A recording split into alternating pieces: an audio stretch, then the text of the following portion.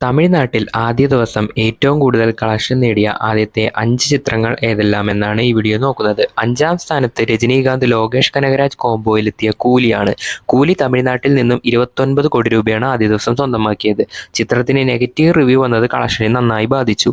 4-ാം സ്ഥാനത്ത് വിജയ് വെങ്കട്ട് പ്രഭു കോംബോയിലെത്തിയ ഗോട്ടാണ്. ഗോട്ട് കേരളത്തിലും തെലുങ്കിലും മറ്റും മോശം അഭിപ്രായം നേടിയെങ്കിലും തമിഴ്നാട്ടിൽ നല്ലൊരു അഭിപ്രായം തന്നെയായിരുന്നു ലഭിച്ചത്. ഗോട്ട് തമിഴ്നാട്ടിൽ ആദ്യ ദിവസം നേടിയത് 30 കോടി രൂപയായിരുന്നു. 3-ാം സ്ഥാനത്തും ഒരു വിജയ് ചിത്രം തന്നെയാണ്. AR മുരുകദാസ് വിജയ് കോംബോയിൽ വമ്പൻ ഹൈപ്പിൽ ദീപാവലി റിലീസായി എത്തിയ ചിത്രമായിരുന്നു സർക്കാർ. സർക്കാരാണ് തമിഴ്നാട്ടിൽ ഏറ്റവും കൂടുതൽ കളക്ഷൻ ആദ്യ ദിവസം നേടിയ ലിസ്റ്റിൽ 3-ാം സ്ഥാനത്തുള്ളത്. സർക്കാർ തമിഴ്നാട്ടിൽ നിന്നും 31 കോടി രൂപ സ്വന്തമാക്കിയിരുന്നു.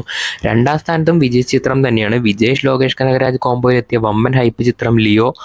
തമിഴ്നാട്ടിൽ നിന്നും ആദ്യ ദിവസം 34 കോടി രൂപയാണ് നേടിയത്.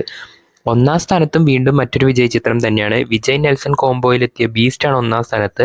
തമിഴ്നാട്ടിൽ നിന്നും 34 കോടിക്ക് മുകളിൽ ചിത്രം സ്വന്തമാക്കിയിരുന്നു. ഇതിൽ സർക്കാരിനും ബീസ്റ്റിനും എയർലി മോർണിംഗ് ഷോ ഉണ്ടായിരുന്നു.